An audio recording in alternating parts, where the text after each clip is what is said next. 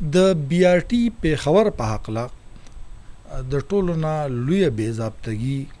د دې ال ام کې آر نومي یو کمپنۍ ته د دې انټیلیجنس ټرانسپورټ سیسټم حواله کولو.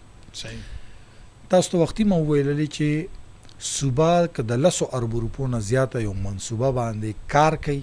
یا یې چاته حواله کوي نو د هغې به د وفاق نه رابطه کوي او د اکنیک نه به هغې منظوري اخلي. خیبر پختونخوا حکومت د بی آر ټي پیښور 11 ارب 32 کروڑ انټیلیجنس ټرانسپورټ سیسټم دا ټول په ټوله ال ام کې آر نومي یو کمپنۍ ته حواله کړه او هغې ته ویل چې د تاسو چلوي د اکنیک نه تر اوسه پورې د هغې اجازت نه دی اخیستی شوی. ویلی کېږي دا چې ال ام کې آر کې د پاکستان تحریک انصاف 2 غټ مشران عام مشران نه غټ مشران د خیبر پختونخوا نه د خیبر مرکزی سطح باندې دا د دې سایلنٹ پارټنرز ګڼلی کېږي. صحیح شو ټیک شلو نمونه ځکه نه علامه چې اوس په بلې دغه کېږي خو دوه چې کوم دي دا د جی وي ال ام کې آر چې کوم دی